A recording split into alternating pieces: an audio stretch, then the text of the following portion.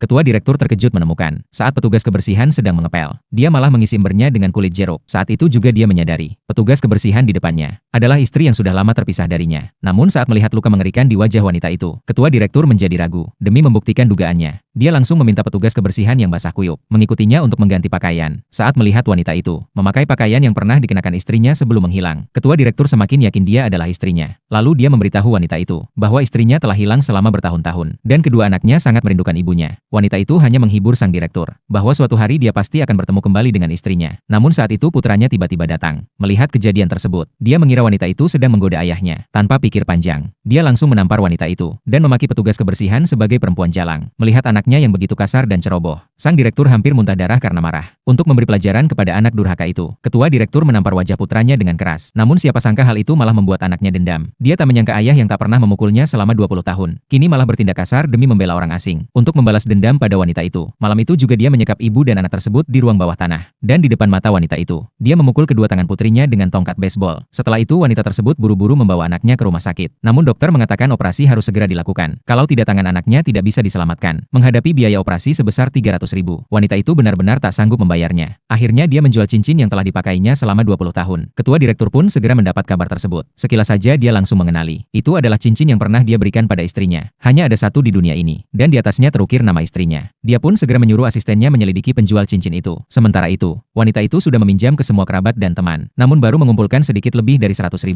Masih kekurangan 200.000 untuk biaya operasi anaknya. Dokter yang melihat keadaannya sangat menyedihkan. Akhirnya memberitahu bahwa rumah sakit ini bekerja sama dengan perusahaan. Selama dia adalah karyawan atau keluarga karyawan, biaya pengobatan bisa mendapatkan potongan setengah harga. Akhirnya, wanita itu berusaha keras untuk bisa bekerja sebagai petugas kebersihan di perusahaan. Manajer yang melihat dia rajin dan cekatan selama masa percobaan, langsung memberitahunya untuk datang ke kantor dan mengurus surat pengangkatan. Wanita itu sangat senang mendengarnya. Karena begitu dia mendapat surat pengangkatan, dia bisa menggunakannya untuk mendapat potongan biaya operasi anaknya. Namun tak disangka, baru saja selesai kerja dan memegang surat pengangkatan, sebelum sempat keluar dari gedung, dia dipukul dari belakang hingga pingsan. Ternyata pria itu ingin membalas dendam karena mengira wanita itu menggoda ayahnya. Dia ingin membuka paksa pakaian wanita itu di depan umum. Wanita itu langsung berlutut memohon belas kasihan. Putrinya masih menunggu di rumah sakit untuk dioperasi. Baru saat itu pria itu menyadari mengapa wanita itu sangat peduli dengan kartu karyawan tersebut. Hal itu memberinya ide untuk menyiksa wanita itu. Dia memaksa wanita itu menampar dirinya sendiri 1000 kali. Jika tidak maka kartu karyawan akan dia robek. Wanita itu tahu anaknya masih menunggu di ruang rawat. Akhirnya dia menampar dirinya sendiri secepat mungkin. Tak lama, 1000 tamparan pun selesai. Saat wanita itu penuh harap mengulurkan tangannya, pria itu tiba-tiba berubah sikap. Dia meremas kartu karyawan itu, lalu melemparkannya ke kolam tanpa belas kasihan. Melihat harapannya hancur, wanita itu panik dan langsung melompat ke kolam. Namun karena kelelahan dia akhirnya pingsan. Di saat hidupnya berada di ujung tanduk, CEO tiba tepat waktu.